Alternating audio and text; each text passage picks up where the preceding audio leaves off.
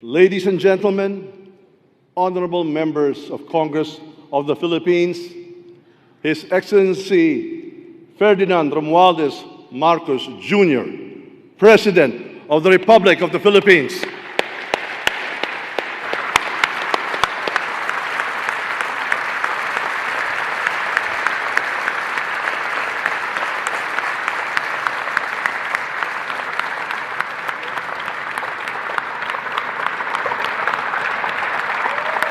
Thank you.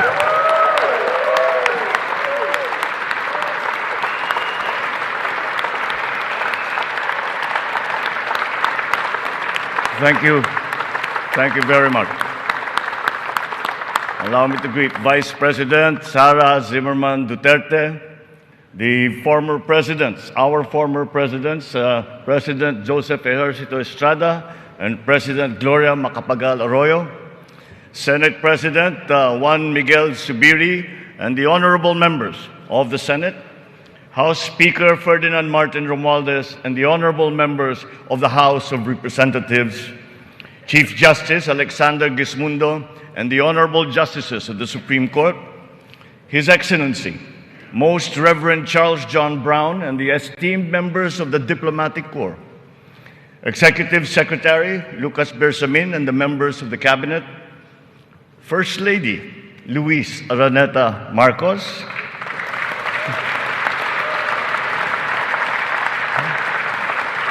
former First Lady Imelda Romualdez Marcos, other distinguished guests, mga minamahal kong kababayan, ladies and gentlemen, magandang hapon po sa inyong lahat. 1 year ago today, I stood here before you, setting forth the plans that we have to improve our economy, bring jobs to our people, improve the ease of doing business, recalibrate our educational system to adapt to the new economy, lower and rationalize energy costs, boost agricultural production, enhance healthcare, and continue social programs for the poor and the vulnerable. Let me now report to the people on the successes that we can now lay claim to, and also the challenges that we continue to face. Last year, we emphasized certain strong headwinds that were confronting us along with the rest of the world in our post-pandemic economic recovery.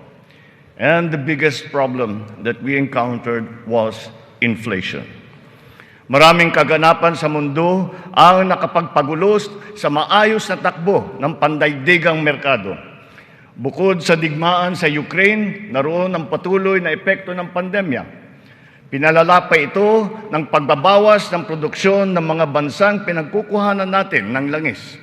Nang tumaas ang presyo nito, nagsunura na rin ang presyo ng iba't ibang bilihin, ang gasolina, ang kuryente at ang pagkain. Ramdam sa buong daigdig, pati na sa Pilipinas, ang naging pagtaas ng mga presyo ng bilihin noong mga nakalipas na buwan. Sinuri nating mabuti ang sitwasyon.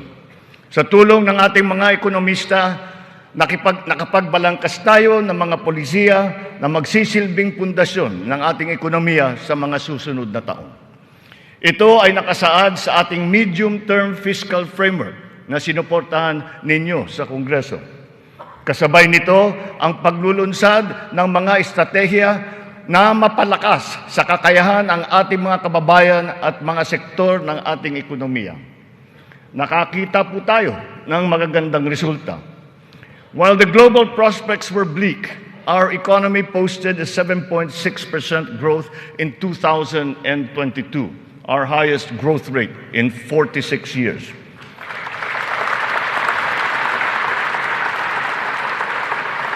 For the first quarter of this year, our growth has registered at 6.4%. It remains within our target of 6 to 7% for 2023. We are still considered to be amongst the fastest growing economies in the Asian region and in the world. It is a testament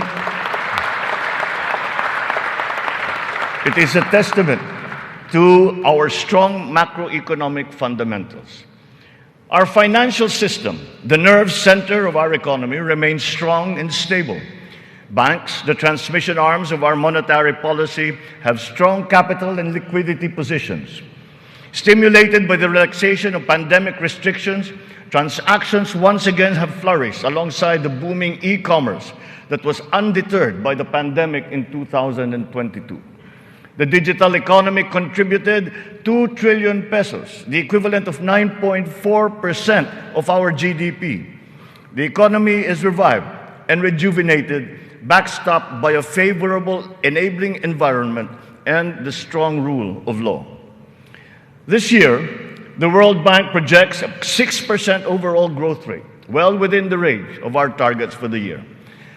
It is anchored on strong local demand, underpinned by consumer spending, and draws strength from the BPO industry and, of course, the steady flow of remittances and the continuing jobs recovery. Inflation rate is moving in the right direction. From 8.7% in January, our inflation has continued to ease up in all regions, settling now at 5.4% for June. What this means is that in spite of all the difficulties, we are transforming the economy. We are stabilizing the prices of all critical commodities. According to the Bangko Sentral, inflation is expected to ease further by the close of the year and projected at 2.9% by 2024.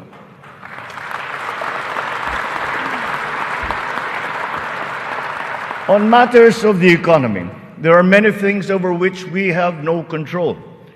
But over those where we do have control, we are doing everything we can. Puspusan ang ating ginagawa upang pataasin ang produksyon ng ating ekonomiya. Pinapalago natin ang mga industriya. Dinadagdagan natin ang mga infrastruktura upang mas mapabilis ang daloy ng mga produkto at ng serbisyo. Higit sa lahat, pinapalakas natin ang kakayahan ng mga mamamayan upang mapaganda nila ang kanilang pamumuhay. Ito ang punot dulo ng ating Philippine Development Plan. Investments in public infrastructure and in the capacity of our people through food, education, health, jobs, and social protection remain our top priority. For this year, economic and social services were allocated almost 70% of the national budget. Higher revenue collections will be critical in our bid to bolster public investments. Under our fiscal framework, we envision our tax and revenue efforts to further increase to up to 16.9% and 17.3% by 2028. Revenue generation has improved this year. From January to May, the Bureau of Internal Revenue has posted record collections amounting to 1.05 trillion pesos, an increase of almost 10% over the last year. For its part, the Bureau of Customs has also increased its collection by 7.4% for the first 7 months of 2023, amounting to 476 billion pesos. Since July 2022, we have seen increased revenues from PAGCOR of 47.9% and from the PCSO of 20%. We therefore seek, once again, the continued support of Congress to enact into law the policies and reforms under our fiscal framework. Sa mga nakalipas na buwan, nakita natin ang pagbaba ng presyo ng bilihin sa iba't ibang mga sektor. Napatunayan natin na kayang maipababa ang presyo ng bigas, karne, isda, gulay at asukal. Malaking tulong ang Kadiwa Stores na ating muling binuhay at inilunsad. Ang layunin ng Kadiwa ay pag-ugnayin ang mga magsasaka at ang mga mamimili. Walang iba pang namamagitan. Wala nang dagdag na gastos at patong. Maganda ang kita ng magsasaka, nakakatipid din ang mga mamimili. Sa mahigit 7,000 kadiwa na idinaos sa buong Pilipinas, 1.8 million na pamilya ang nakinabang sa mababang presyo ng bilihin. Sa kabuuan, halos 700 milyong piso ang naging benta ng mga ito na nakapagbigay ng hanap buhay sa mga membro ng mahigit 3,000 na kooperatiba at samahan. Maganda ang nakita nating resulta, kaya papalawigin pa natin ang Kadiwa sa buong bansa. Kamakailan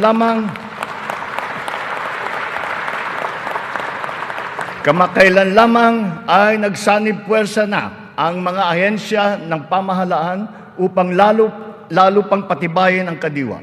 Katuwang natin dito ang buong sektor ng agrikultura at ang lokal na pamahalaan. Our aim is to boost our local agricultural production through consolidation, modernization, mechanization, and improvement of value chains, augmented by timely and calibrated importation as needed. Nakita nating tumaas ng 2.2% ang sektor ng agrikultura sa unang 3 buwan ng taong ito. In our quest for food security, our methods are now more guided by science and the balance of nature, so that production is both sustainable and responsible, benefiting both this and future generations. Our fisheries codes must be revised to incorporate and strengthen science-based analysis and determination of fishing areas. This approach will protect both the interests of our fisherfolk and our fisheries and aquatic resources. To this end, we will seek the support of Congress to amend the code to guarantee sustainable development of our fisheries sector in harmony with environmental balance.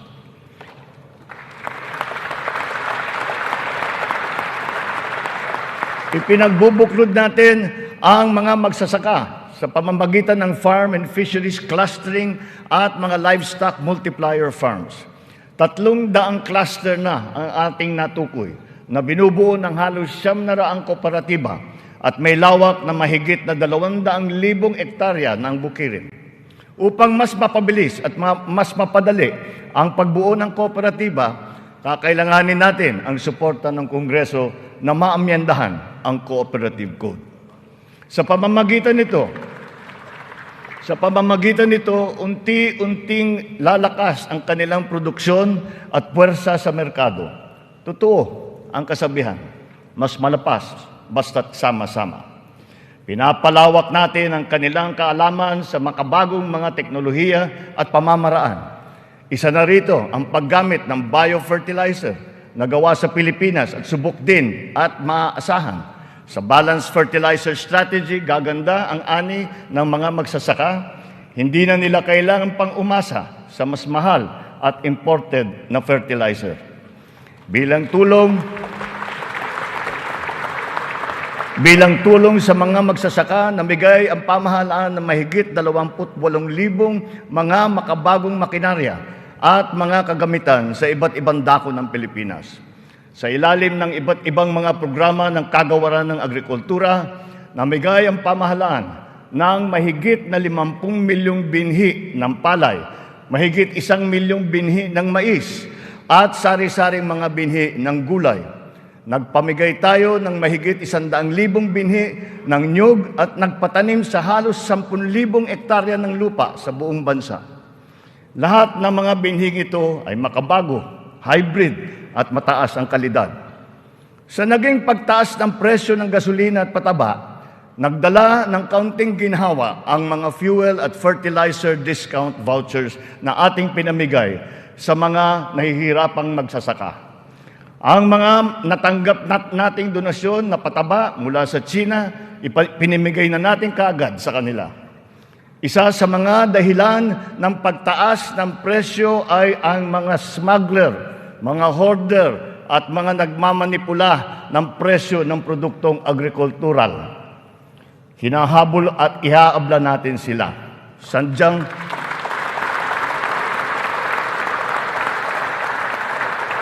Sadyang hindi tama ang kanilang gawain at hindi rin ito tugma sa ating magandang layunin.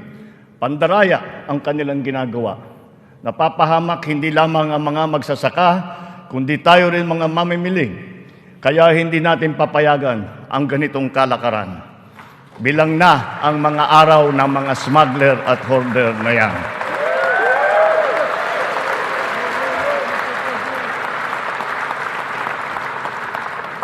Mahalaga ang infrastruktura para masuportahan ang may 14 na milyong hektarya ng sakahan.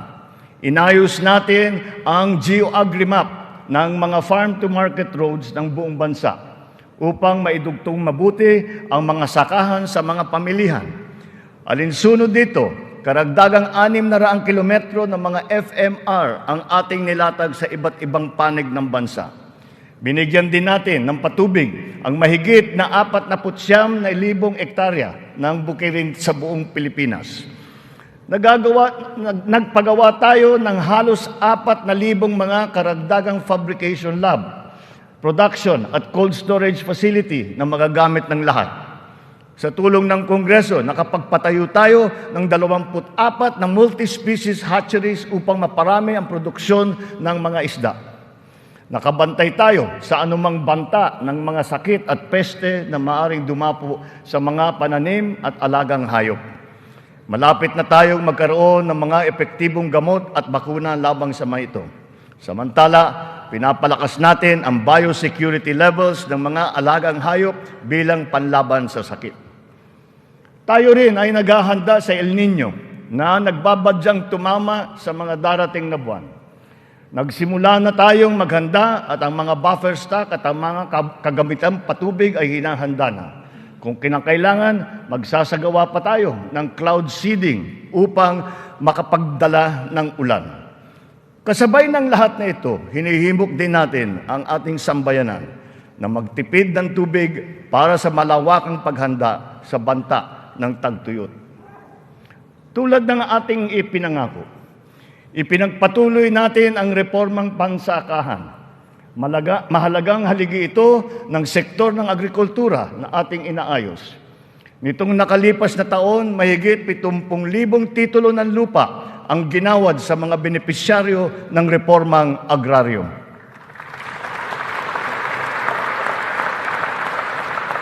Tamang-tama ang ating pagpapatigil ng mga bayarin ng mga benepisyaryo sa ilalim ng ating nilagdaan EO number 4. Isang taon mula nung aking unang Sona na isabatas na ang bagong Agrarian Emancipation Act.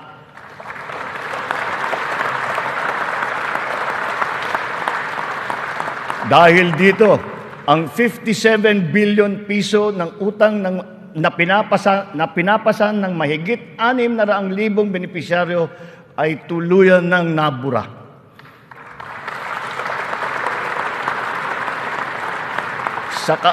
Sa ngalan ng mga magsasakang ito at ang kanilang mga pamilya, maraming salamat muli sa ating mga mambabatas.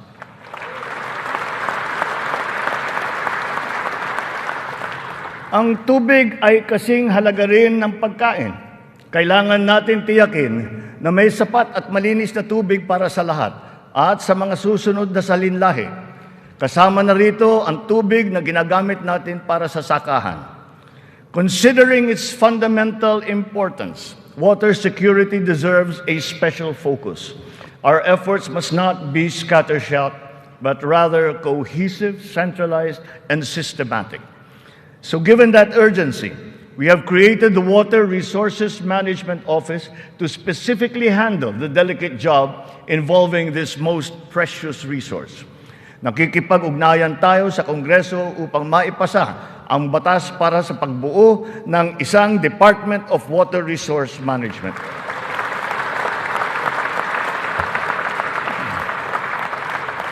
This year, we have allocated 14.6 billion pesos for water supply projects, which will benefit communities all over the country.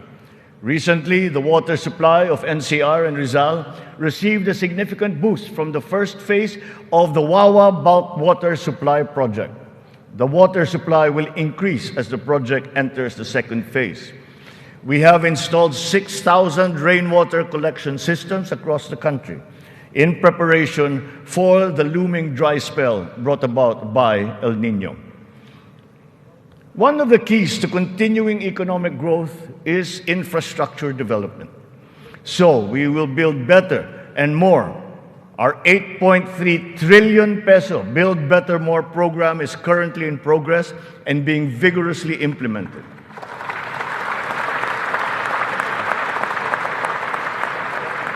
Ang buong bansa ay makikinabang sa 174 na proyekto sa ilalim ng programang ito. Hindi lamang natin pinapagpatuloy ang mga nasimulan ng mga proyekto, lalo pa natin pinapalawak. Kaya naman, ang 123 proyekto dito sa Build Better More program ay bago.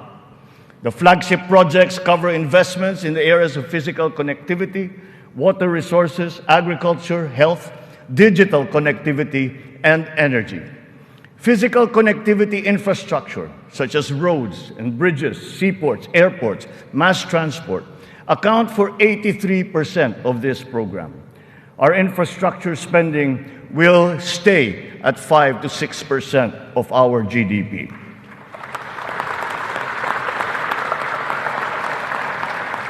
The underlying logic to our infrastructure development is economic efficiency. We are opening up all gateways to mobilize goods and services at less cost and in less time, and ultimately to drive the economy forward. Our road network plans must link not only our 3 major islands, but all prospective sites of economic development. The 1,200-kilometer Luzon Spine Expressway Networks program will effectively connect Ilocos to Bicol from 20 hours to just 9 hours of travel.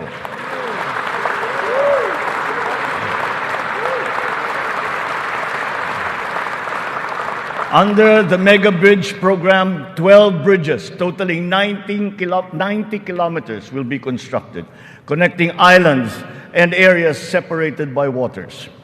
The program notably includes the Bataan-Cavite Interlink Bridge and the Panay-Guimaras-Negros Island bridges,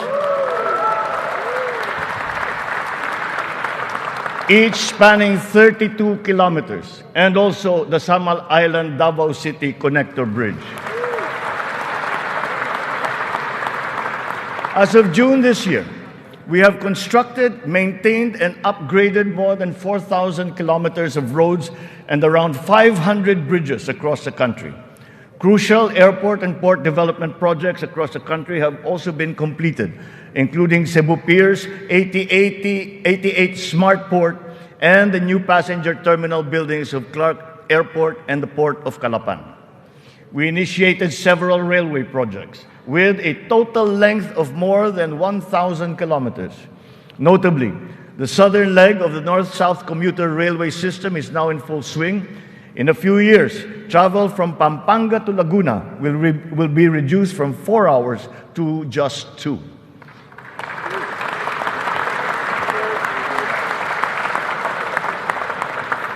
Intermodal connectivity will also be a primary consideration. Roads, bridges, and mass transport systems will be interconnected. This network will provide access and passage to vital and bustling economic markets, such as agriculture hubs, tourism sites, and key business districts.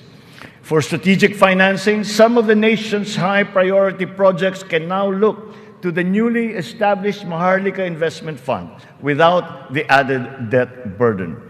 In pooling a small fraction of the considerable but underutilized government funds, the funds shall be used to make high-impact and profitable investments, such as the Build Better More program. The gains from the fund shall be reinvested into the country's economic well-being. To ensure sound financial management, a group of internationally recognized economic managers shall oversee the operations of the fund, guided by the principles of transparency and accountability. This guarantees that investment decisions will be based on financial considerations alone, absent any political influence.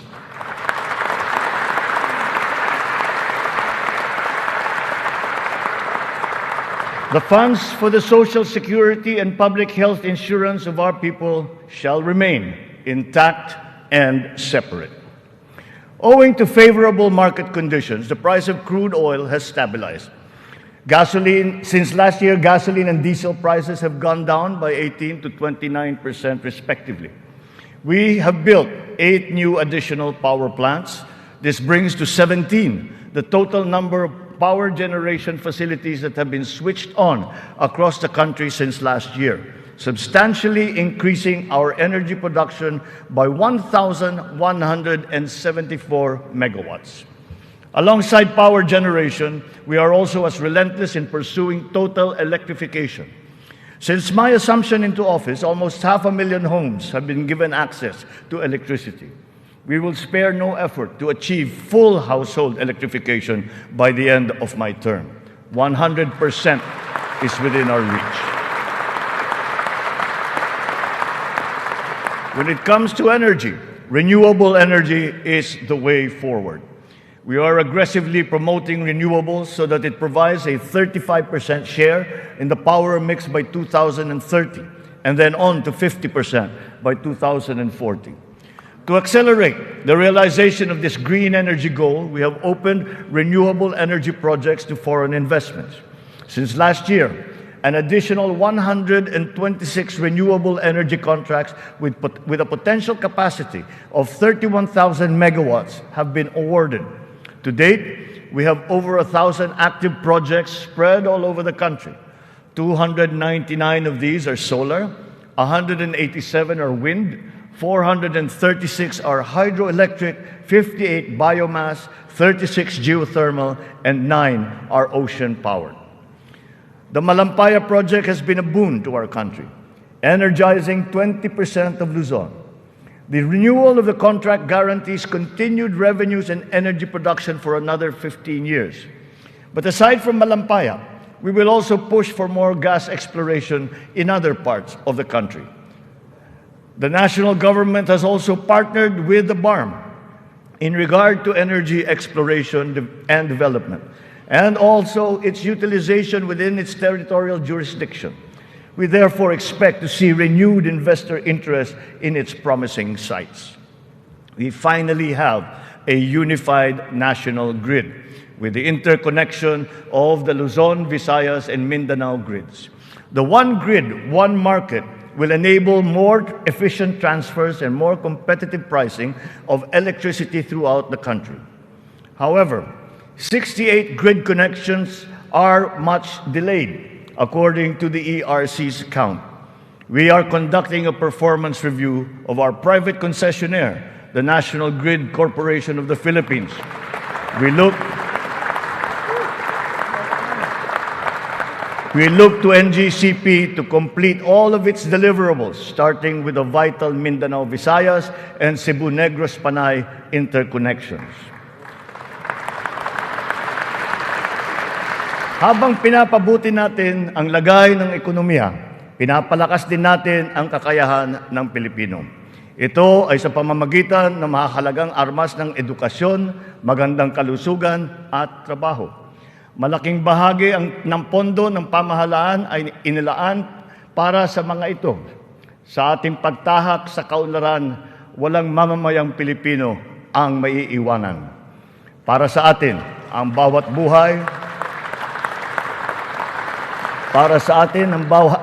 buhay ay mahalaga.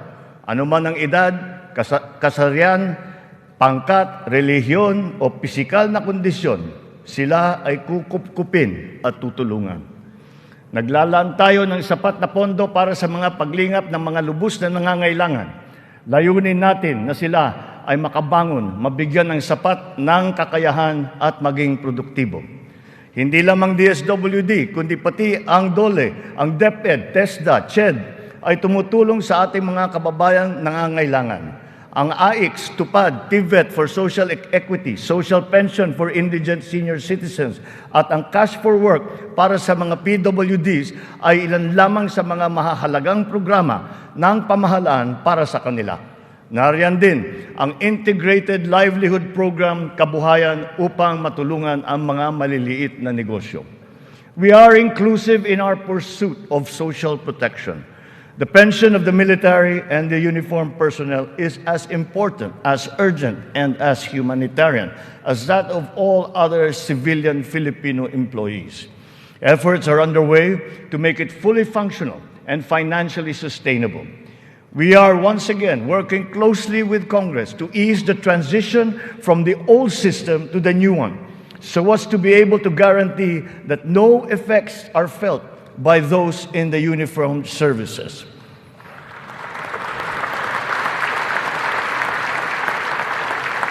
Nagsisimula ang lahat sa edukasyon. Ito ay para palakasin ang isip at kakayahan ng bawat Pilipino. Ang ating butihing Vice Presidente, nakalihim din ng kagawaran ng edukasyon, ay tumutulong upang tiyakin na ang bawat batang Pilipino ay mabibigyan ng nararapat at kalidad na edukasyon.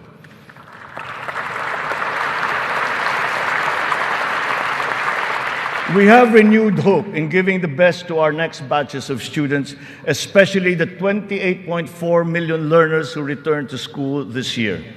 Learning recovery will be at the forefront of our education agenda. The Matatag Agenda for Basic Education has been launched, focusing on relevance of curriculum, rapid and responsive delivery, and the welfare of both learners and teachers. We are augmenting as well our school workforce. 90% of the newly created teaching positions have now been filled, while additional administrative personnel have been hired to unburden the teachers of any extra load. Taking to heart the lessons of the pandemic, alternative delivery modes and blended learning methodologies have been adopted to ensure unhampered learning. Additional social safety nets, such as school-based feeding programs, are also being implemented. Learners will be made more resilient. Our public schools and facilities are being increased and fortified. The shortage of classrooms and facilities is being addressed. Aside from new construction, schools and facilities are being retrofitted to become ready for the future, ready for hybrid and high-tech learning, and also climate-ready and disaster-proof.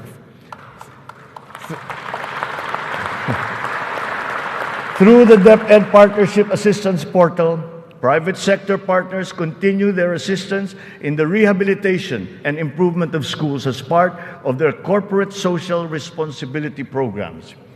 We are recalibrating the K-10 curriculum to ensure that it is always relevant, responsive, and at par with international standards. Literacy and numeracy skills need to be strengthened. The virtue of good citizenship and sense of community are also now integrated into our curriculum. We continue to exhaust all efforts to keep our young people away from the sinister influences in the dark corners of society. We are making available to them their participation in formal schooling, alternative learning, non-diploma courses, or in technical vocational education and training, or TVET. TVET continues to prove itself to be an empowering educational intervention. There are many examples of how its graduates have gone on to secure competitive technical jobs. Since last year, more than 1 million Filipinos graduated from the TVET, one-third of whom were TESDA scholars. More and more of our higher education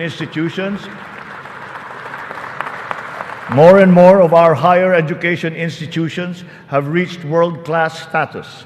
This year, 52 Philippine HEIs have been included in the World Universities rankings compared to just 15 last year. We will not let a student's financial constraints be an hindrance to his or her education. We have activated social safety nets, such as skills development training and youth employment programs. Tertiary education in state universities and colleges will remain free for our qualified students.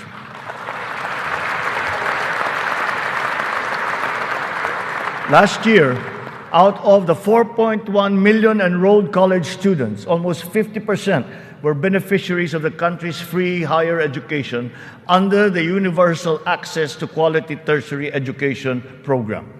Deserving and talented students without the financial capacity to attend school will not be left behind in this education agenda. A culture of innovation, working hand in glove with a culture of entrepreneurship, must be fostered. This is Philippinovation. Science and technology, especially R&D, will be at its foundation. The DOST leads the development of our capabilities in science, technology, and innovation. Science and technology-related scholarships are made available for the talented and technically gifted students from high school all the way to graduate school. To address the challenge of staying at the cutting edge of technology, 44 renowned Filipino scientists in diverse areas of expertise have returned home under the Balik Scientist program. They will undertake research in various priority fields and will be supported by upgraded facilities and R&D funding.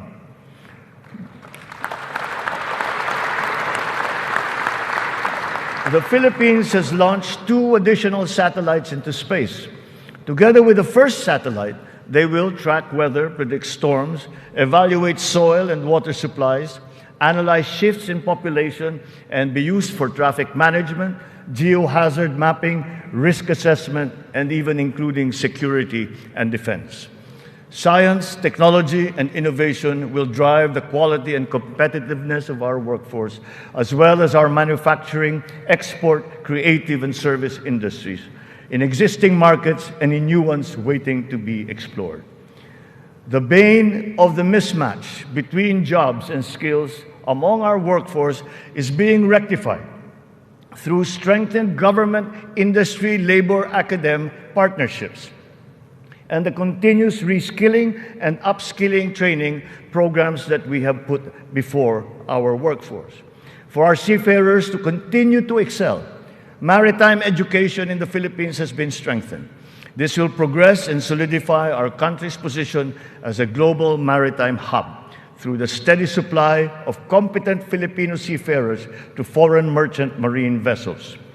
The question about the European Union's recognition of the standards of training of Filipino seafarers has, after 17 years, finally been resolved.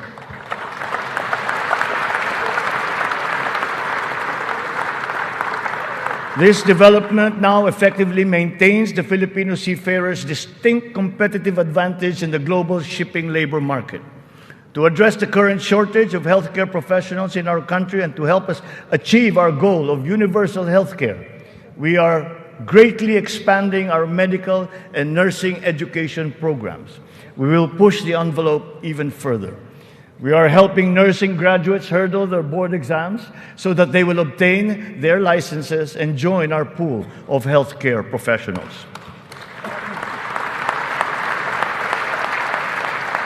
Ang kalusugan ang ikalawang armas para sa lakas ng pangangatawan ng bawat Pilipino.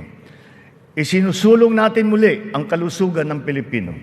We are now refocusing our health priorities, applying the lessons learned from the pandemic and addressing the weaknesses that it has exposed.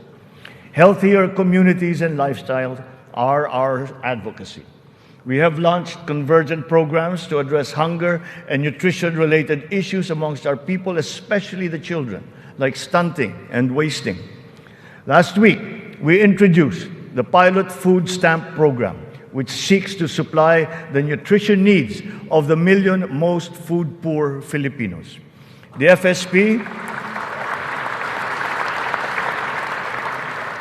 FSP shall complement our nutrition continuity programs, such as the First 1,000 Days program, which ensures nourishment for the first 3 years of a child's life.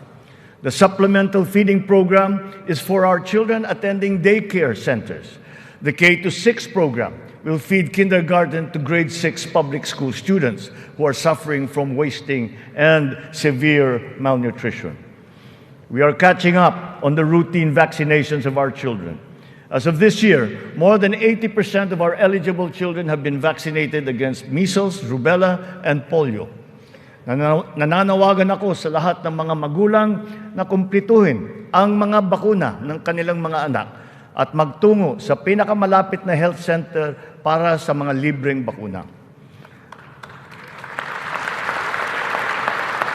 The whole of society must exert efforts to suppress the alarming rise of tuberculosis and HIV/AIDS.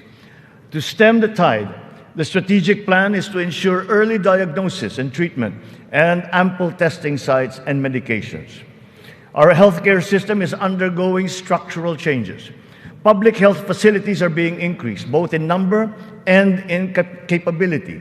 Last year, more than 3,400 projects were completed. To improve capacity for specialized medical treatment, specialty centers in various fields are being established and integrated into our government hospitals. And in the last year, additional 60 specialty centers have been opened to the public. Just last week, we inspected the site of what will soon be a 5-hectare multi-specialty center in Pampanga, which will specialize in pediatrics, cardiology, kidney, and cancer treatment.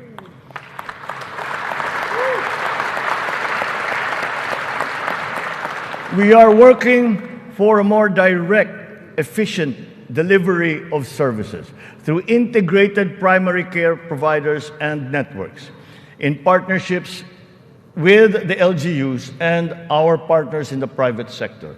These shall, of course, be supported by what is now a better and more efficient PhilHealth. Ang presyo ng mga mahalaga at pangunahing gamot ay bumaba ng humigit kumulang ng 40%. Mayroon ding iba na bumaba na hanggang 70%. Aside from the maximum retail price regulation being implemented, strategic VAT exemptions also lowered the prices of 59 essential medications such as those for cancer, diabetes, hypertension, kidney disease, and mental illness. Palapit na tayo. Palapit na tayo sa hangarin na ang lahat ng Pilipino ay makakakuha ng serbisyong pangkalusugan. Sa ngayon, mahigit 93% na ang kasapi sa PhilHealth. Sa pinagandang konsulta package ng PhilHealth, 21 klase ng mga gamot at 13 laboratory service ang ibibigay ng libre. Ngayon, meron na tayong mahigit 2,000 konsulta center sa buong bansa. Ang bilang na ito ay mas marami ng 35% mula nung nakalipas na taon. Upang mas lalo pang makatulong sa mga pasyente, ang dating 70 libreng dialysis session ay inakyat na natin sa 156.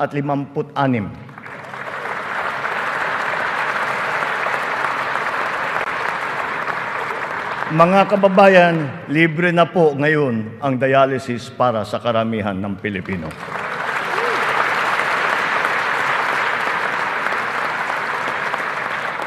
Noong nakalipas na taon, mahigit 3.4 milyon na Pilipino ang nabigyan ng tulong sa ilalim ng Medical Assistance for Indigent Patients, program ng DOH. Tinutugunan natin ngayon ang ating kakulangan sa mga doktor at mga nurse sa pamamagitan ng mga reforma sa edukasyon, patuloy na pagsasanay at paniniguro sa kanilang kapakanan. Naglagay po tayo ng doktor sa halos 200 munisipyo sa bansa. Lalagyan natin din ng doktor ang natitirang 19 na bayan na wala pang doktor. Upang masuklian naman natin ang naging sakripisyo ng ating mga health workers sa pribado at pampubliko ng mga ospital nung nakaraang pandemya, ipapamahagi na sa kanila ang kanilang COVID Health Emergency Allowance at iba pang mga nabinbing benepisyo.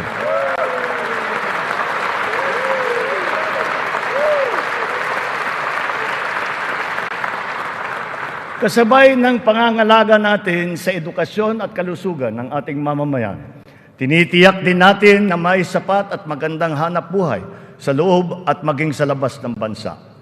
As of May this year, our employment rate rose to 95.7%, clear proof of the improvement from the severe unemployment that we experienced during the height of the pandemic. Employment then was at a low of 82.4%. But even with our current high level of employment, we must do more. We will generate additional jobs for the remaining 4.3% of our workforce, as well as for the 11.7% underemployed Filipinos seeking better employment opportunities. Under the banner of our fast-growing economy, we are aggressive in our investment and business promotions and facilitations. For that, we have not limited ourselves to the local economy, but we have looked to the global economy for partnerships and agreements. Our independent foreign policy a friend to all and enemy of none, has proven effective. We have formed strategic alliances with our traditional and newfound partners in the international community. We have embarked on foreign trips to promote the interest of the country for peace building and for mutually beneficial purposes. These economic missions have yielded an estimated total investment value of 3.9 trillion pesos or 71 billion US dollars, with a potential to generate 175,000 jobs. The implementation of recent economic reforms is underway. BOI-approved investment projects have reached 1.2 trillion pesos during our first year, while other strategic investments approved for processing through the newly established green lanes amount now to 230 billion pesos. Our existing bilateral and multilateral trade agreements, notably within the ASEAN framework, and with Japan and with Europe, and allow us to leverage our competitive advantages and reap economic benefits. We will continue to forge more of these international partnerships that will lead to a more balanced trade strategy and a healthier economic position. The Regional Comprehensive Economic Partnership, or RCEP, is now in force. It is a multilateral trade arrangement with the ASEAN and other countries such as Australia, China, Japan, Korea, and New Zealand. We can now have competitive access to a regional market that comprises 2 billion people. As we address our weaknesses and develop competitiveness in other potential areas, we must also play to our strengths. Our competitive advantage must be leveraged. As a service export powerhouse, we must continue to nurture the growth of the services sector, particularly the information technology business process management sector, and of course, the tourism industry. Our tourism has always been a reliable pillar of our economic growth through the years, providing livelihood to more than 5 million of our citizens. Because of the reopening of the economy and the phenomenon of revenge travel, this sector is headed for a great rebound. From January to June this year, we have received 3 million international visitors.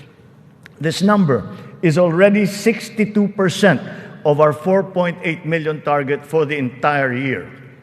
Mga kababayan, ang lahat ng mga ginagawa nating ito ay magbibigay bunga sa libu-libong hanap buhay para sa ating mga kababayan.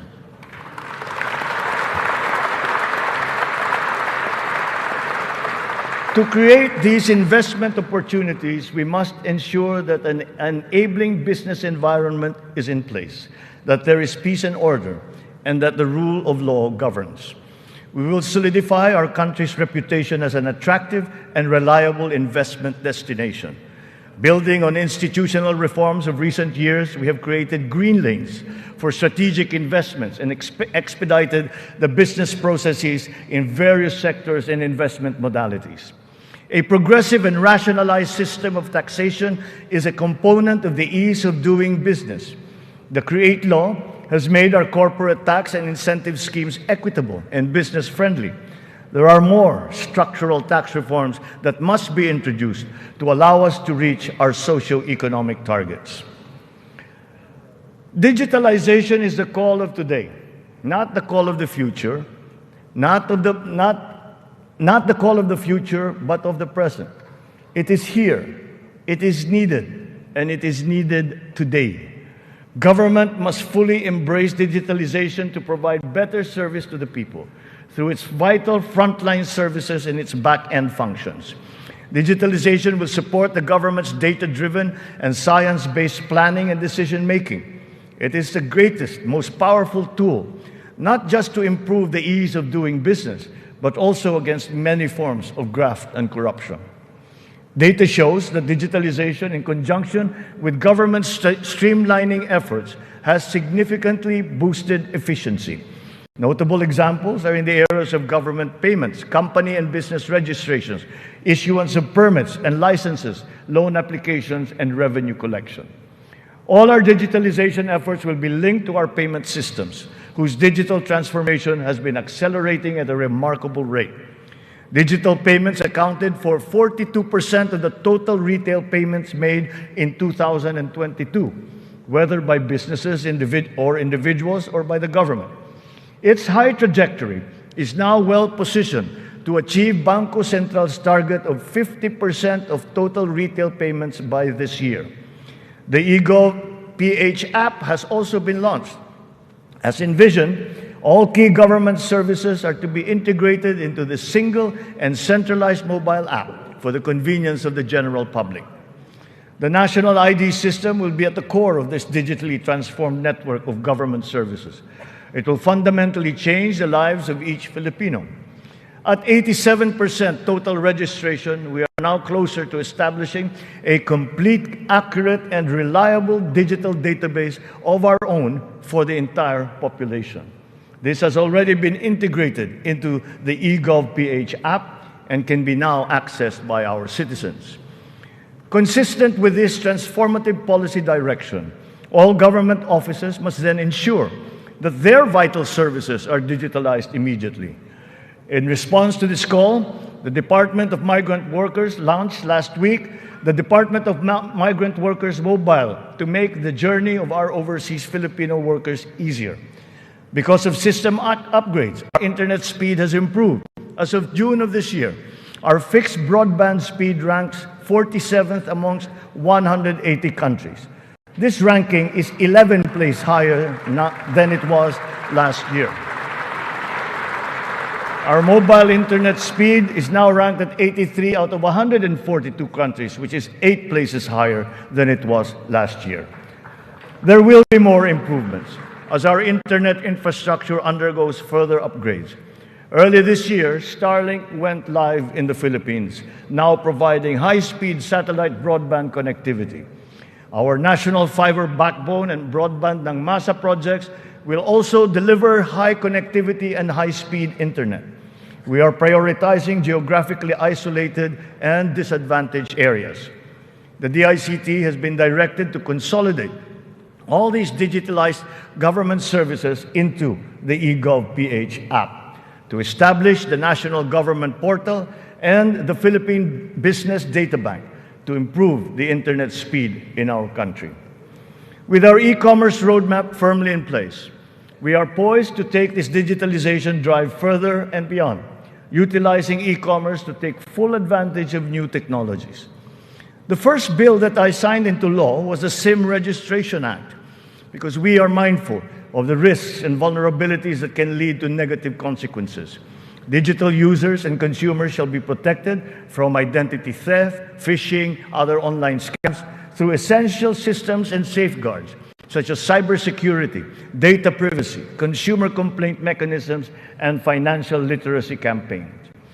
The trainings necessary to ease the transition of those whose jobs would be affected by the shift to digitalization are also now being included in the curricula and programs offered by TESDA, DICT, and other agencies of government. It is our wish that one day foreign employment will be driven by choice, not by necessity. It remains a noble calling that our OFWs have answered, requiring great sacrifice from them, their families, and their communities.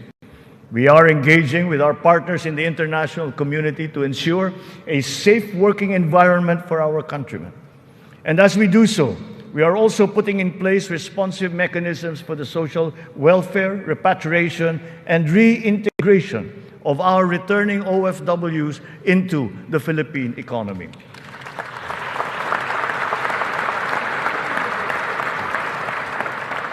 As the world economy reopens, we are witnessing a rise in overseas Filipino deployment. In 2022, the number has increased by 62%. OFWs continue to send in historically high remittances, solidifying their role in our transformative economic growth. In 2022, our OFWs contributed $32.5 billion, or roughly 1.8 trillion pesos, to our economy. Several countries have also signified interest to explore bilateral labor cooperation with the Philippines in the areas of healthcare, tourism, hospitality, engineering, construction, and information technology. Recently, we signed agreements with Singapore, Austria, and the province of Alberta in Canada Our priority is to ensure that the principles of ethical recruitment, fair employment, and the safe and orderly migration of our people are embodied in our agreements with other countries.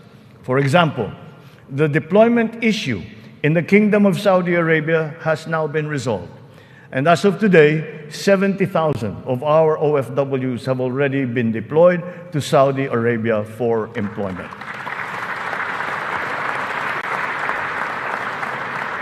Moreover, the unpaid salaries and other related claims of some 14,000 OFWs who have been put out of work in Saudi Arabia during the pandemic are now being processed. The Crown Prince of the Kingdom of Saudi Arabia himself personally committed to me that the unpaid claims of Filipino workers would now be paid.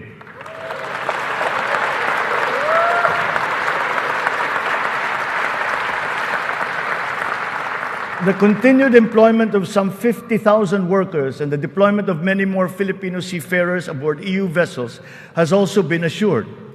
The lesson for us is that our education and skills training must always be attuned to the high, exacting, and constantly evolving global standards. Sa pagsusumikap ng mga mamamayan, walang hindi kakayanin. Kahit ang mga matatayog na pangarap ay maaabot, kasama ang inaasam na tahanan. Katuwang natin ang lokal na pamahalaan at pribadong sektor upang matulungan ang Pilipino sa pangangailangan ng pabahay. Patuloy ang serbisyo ng Pag-ibig Fund upang makatulong sa kanyang 15 milyong membro para makabili ng bahay. Sa nakarang taon, mahigit 100,000 ang kumuha ng housing loan sa Pag-ibig na nagkakahalaga ng 117 billion na piso. Ito ang pinakamataas ng bilang sa buong kasaysayan ng Pag-ibig.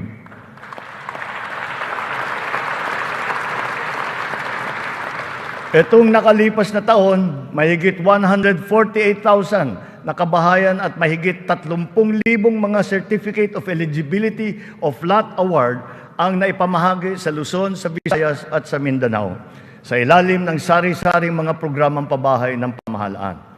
Mahigit 35,000 residential free patent at agricultural patent titles naman ang naibigay sa mga benepisyaryo nito sa buong bansa.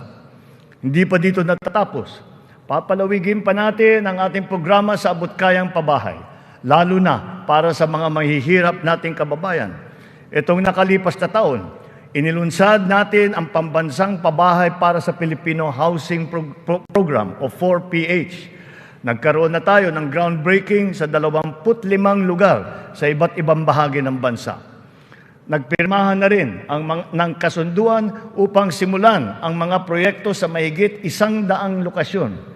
Kung susumahin natin ito, mahigit 1 milyong kabahayan ang maialay natin sa ating mga kababayan sa buong bansa.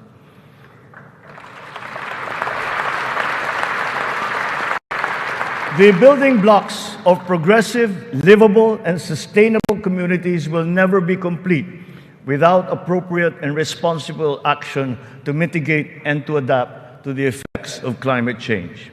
We can never lose sight of our responsibility to the future. The economic agenda cannot and will not ever be incompatible with our climate change agenda. Climate change is now an important criterion in our integral national policies, in planning, decision-making, up to the implementation of programs. The potential advantages of such enlightened policies extend to jobs and livelihood, with the unlocking of the development of the green and blue economies. We have learned many painful lessons from past disasters, but we continue to be alert and prepared in our disaster response. It has in fact been commented that sometimes we are over-prepared for such natural disasters.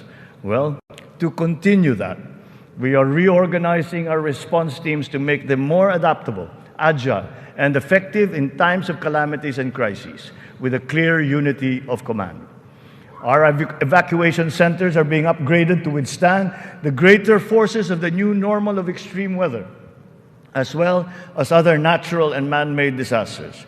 Furthermore, new evacuation centers are also being built, of which 55 have already been completed. We remain committed to global decarbonization goals and the reduction of our carbon footprint. We preserve and protect the treasure that is our forests. Their value to the environment, to the ecology, and the economy is incalculable. We have adopted the concept of the circular economy, using nature as our model. The aim is to keep raw materials in a closed loop. In our world with scarce resources, the circular economy allows us to fully use these resources, minimize waste, and reduce the need for new resources, just as it is in nature. Just like our climate change action, this new system requires the participation of all sectors of society, up to each individual citizen, for it to succeed. Only a whole of government and whole of society approach will enable us to do all of these. It is necessary to apply all the resources that are at hand if we are to progress as quickly as we need to. Collaboration is the key between and among government offices, and between government and the private sector, between industries and the academe, between government and international partners, and most importantly, collaboration between and among our populace. Kakailanganin natin ang tulong at kakayahan ng buong pamahalaan at ng buong bansa. And so, we shall do the same for the next 5 years. We seek not only to become more effective, but more, to become truly transformative. This approach will be operationalized through the interagency cooperations, as well as through coordinated efforts between and among the 3 branches of government and the independent constitutional bodies.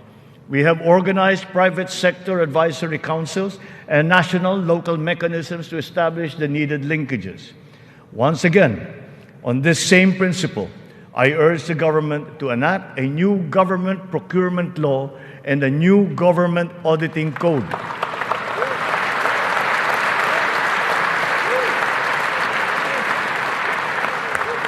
This to make government procurement and auditing more attuned to these changing times. We will give effect to the mandate of the Constitution and the Local Government Code as clarified by the Supreme Court very soon. Almost all the required devolution transition plans of the LGUs are done. To fully prepare them for optimal devolution, the necessary technical and financial assistance is being extended to our local governments. In everything that we do, the enduring Filipino quality of bayanihan will still be our guide. 5 taon mula nung matinding kaguluhan, babangon na ang Marawi City.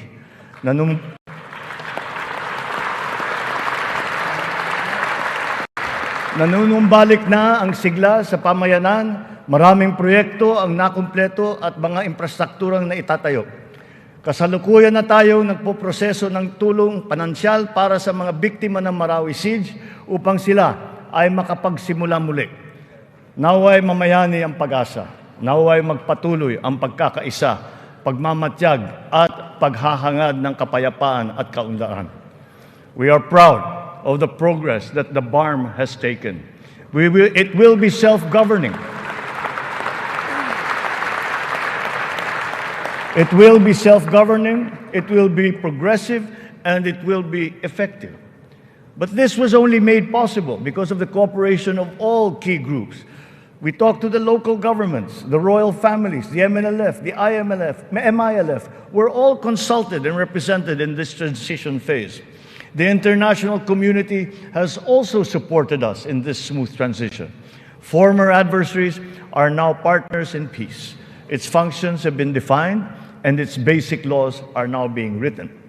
Through the BARM, we have strengthened the nation's prospects for finally achieving sustainable progress anchored on a true and lasting peace in southern Philippines.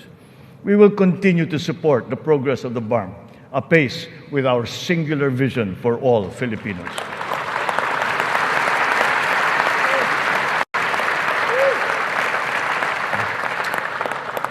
A strong and stable rule of law will strengthen the foundation of our transformation. Our police and armed forces are being strengthened and modernized to be more effective in maintaining peace and order and in defending our sovereignty. We fully support the judiciary's efforts to improve the justice system and to protect constitutional rights. The campaign against illegal drugs continues, but it has taken on a new face.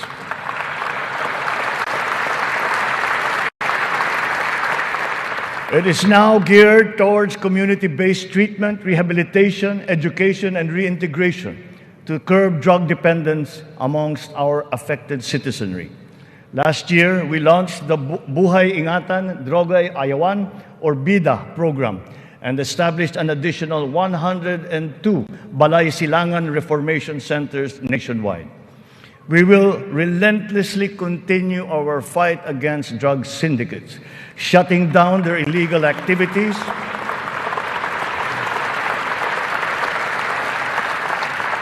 we will shut down their activities and dismantle their network of operations. Unscrupulous law enforcers and others involved in the highly nefarious drug trade have been exposed. I will be accepting their resignations.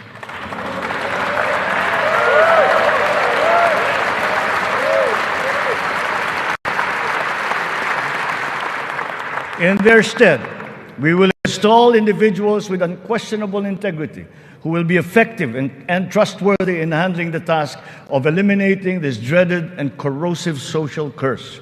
We cannot tolerate corruption or incompetence in government.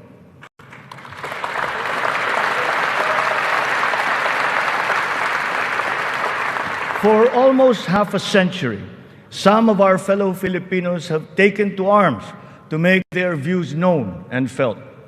We are now at the point in our history when their armed struggle has evolved.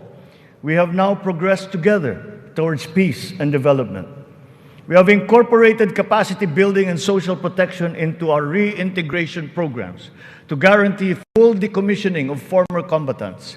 Through community development and livelihood programs, the barangay development and enhanced comprehensive local integration programs have been effective in addressing the root cause of conflict in the countryside.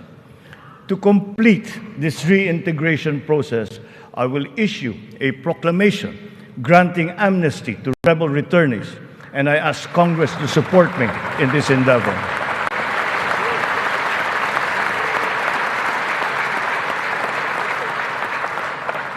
Our journey to progress requires not only unity and social cohesion amongst our people.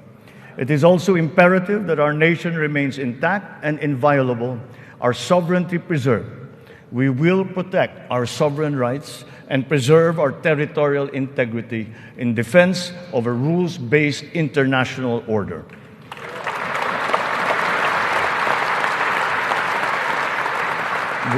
With our national interest paramount, we will always pursue constant dialogue and diplomatic approaches to the resolution of any issue that may arise. So the initial results of our efforts inspire confidence. Let us continue to be relentless in our aspiration of peace and progress.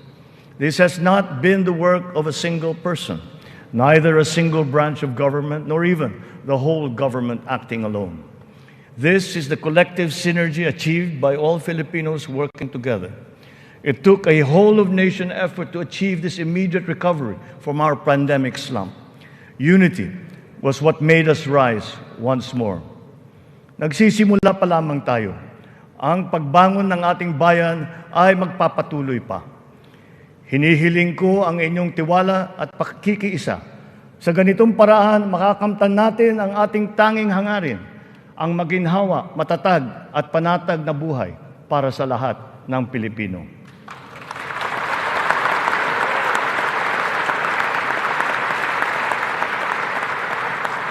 Makikipagtulungan tayo ng mabuti sa Kongreso para sa mga mahahalagang batas na kinakailangan para sa ating tuloy-tuloy na pag-ahon. And once again, I appeal to Congress for its support for the following priority legislations.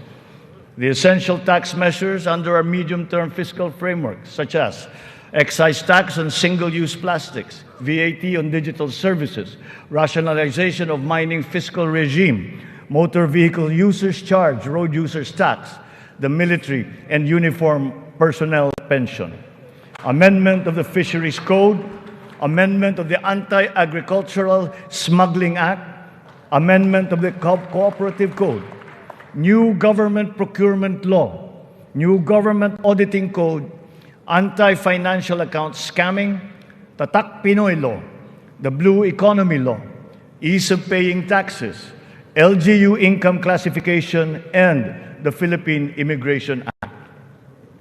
In the past year, it has been a source of great hope and optimism to me to now know that there is an enormous pool of highly competent and dedicated workers serving in our government. It is up to us to provide good leadership and guidance. They love the Philippines and have responded to our call.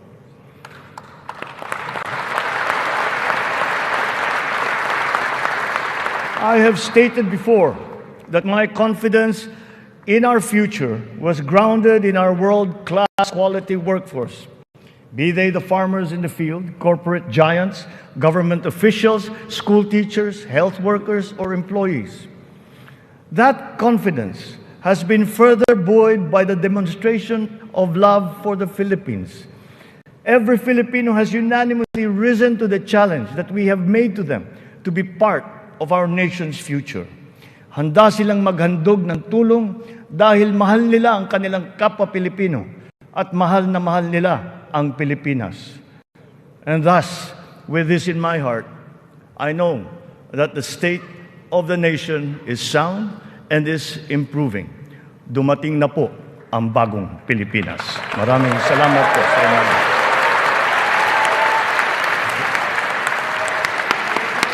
Yes.